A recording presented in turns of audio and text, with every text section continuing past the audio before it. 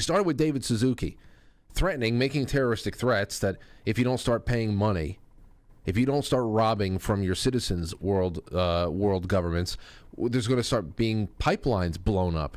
These are people who just, they don't even appreciate the irony of how much oil actually allows their stupid, filthy existence to be. Not that I am just drunk off of this stuff, and I'm always, I don't want to shill for the for oil and natural gas and all that stuff. But can we just be honest? Until somebody goes and cracks open all of those crates in the warehouse from Indiana Jones that releases onto the world all these free energy devices that can completely take us off of the oil, then how are we going to maintain our livelihood? How's that going to happen? Because you know that all these commies out there, the Alexandria Ocasio-Cortezes with their Jimmy Choo shoes and all that stuff, don't realize that every piece of luxury cars and furniture and everything that they have in their lives that they have built up around them is all oil products. They're not going to give that up. Not at all. Not at all. They're not going to live in teepees. Not going to happen. But this is what's going on. He may not need to blow up the pipelines. This was a couple of days ago. Biden, or whoever is working him, his ventriloquists, are selling our strategic petroleum reserve to Asia. This was a few days ago, okay? It was reported on by the American Thinker. It's no secret that Americans are paying record prices at the gas pumps. Rapidly ascending prices also affect the costs of all goods and services that are an integral part of the American economy. Farmers, manufacturers, delivery companies, repair people, you name it, they're paying more to do their jobs, and they're passing those costs to consumers. So why now, of all times, is the Biden administration selling off America's strategic petroleum reserve to Asia? I know that there was an announcement today. We're going to get around to that. This was days ago, though, that we learned that these big purchases, these big sell-offs were already happening. As the name suggests, the SPR, that's the Strategic Petroleum Reserves, is America's emergency backup supply of oil. The reason we have it is because of the energy crisis in the early 1970s, which, according to people, other people, that was another fake crisis. According to Wikipedia, which is probably accurate about this, the United States started the Petroleum Reserve in 1975 after oil supplies were interrupted during the 1973 to 74 oil embargo to mitigate future supply line disruptions. Fast forward to 2021. Upon entering the Oval Office, one of the first things Biden did was to shut down the Keystone Pipeline. Yep. Henceforth, rather than flowing safely through a pipeline, Canadian oil will come the expensive way over land, whether in trucks, which are in short supply, or on trains. Now, we talked about this back when we were doing the Dakota pipeline, and people were saying it's going through native land, which it wasn't. And then, of course, all the other things about this is hurting the environment, which it actually wouldn't. Now, if you want to get esoteric about things and saying that by taking the gas and by drilling and taking the oil, we're actually draining the earth of its vital life force and all that stuff, we can have that conversation some other night. Like I said, I'm totally fine with innovation as long as we all can maintain the life that we have known for as long as we've been alive. But this is the great irony, and it's not really the irony. It is for the people who actually sell or buy what people like David Suzuki are selling.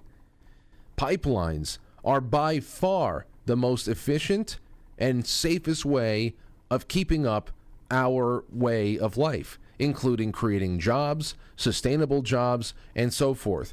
You want to look at environmental hazards, just go and check out the yearly accident files and the totals and the data on trains that are derailed when you're taking oil by freight, and also tankers that go off of highways and crash and spill and all that stuff. It's not even funny. And David Suzuki wants to blow up pipelines, but he doesn't need that because, of course, we're shutting down work and we're selling off our reserves to Asia. At the same time, Biden halted new gas, oil, and coal leases on federal lands, something that's been fought in courts. As long as the suit continues, though, no sane business would start to drill. Biden also on the verge of ending all new oil and gas leases around major Native American cultural sites, will shut down massive amounts of exploration and drilling in New Mexico. And also, following initial denials, the administration admitted that it plans to close a major Michigan pipeline. Biden is selling massive amounts of SPR oil to Asia. According to Bloomberg, about 1.6 million barrels of crude from the U.S. Strategic Petroleum Reserve, a monthly record, was shipped in October. That's in October. It has nothing to do with what has been announced today. According to data from market intelligence firm Kepler, all three supertankers went to Asia. Given the ongoing pace in the current SPR release, 12 million barrels in the last 2 months, and the biggest weekly release so far, last week at 3.1 million barrels, is fair to assume more SPR barrels are going to leave the U.S. shores in the weeks ahead, Matt Smith, an oil analyst at Kepler, said. As far as I can tell, the administration has not explained why, with Americans struggling to keep up with rising fuel prices, it's shipping our SPR to Asia. During the virtual meeting between Biden and Xi Jinping, the two men allegedly discussed releasing oil from both countries' petroleum reserves, but made no mention of the sales to Asia that already took place. And then, of course, we have this today, which I'm just going to play from you. This is a little bit from CNBC. Here you have it. Hey, Elon. Hi, Joe. Well, the White House is announcing that it will be releasing oil from the Strategic Petroleum Reserve in an effort to combat rising gas prices. In a statement that the White House just put out moments ago, it said that the Department of Energy will release 50 million barrels from the SPR. 32 million barrels will be in exchange over the next several months. 18 million barrels will be an acceleration of a sale over the next several months that Congress had previously authorized, and that the president stands ready to take additional action if needed. Now, this move does come ahead of the president's speech about the economy and the ways the administration is trying to tackle higher prices later on this afternoon. So tell me how that helps. Tell me how that helps. It's one thing if you're like, oh, wow, we're in a bad spot. Thank God we have over 600 million tanks, 600 million barrels of oil as a reserve. Thank God we have that, because we're in a bad spot and we have a couple of new pipelines that are underway. And once those pipelines start rolling, we are going to be swimming in energy. We're going to be independent.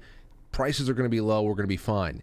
But you're dipping into reserves while you are cutting our throats, our production, the throats of all the people out there who are producing domestic energy. How is that going to help anything? How is it going to help literally anything? Maybe it's a little bit of a shot, a little bit of a dose of morphine, but in the long run, what does this even mean? So, I mean, this is, you see, Mr. Suzuki, you don't need to blow anything up. Your Democrat fellow travelers over here in the U.S. are dismantling everything, the economy, the energy sector, the penal code. That's just the way it is.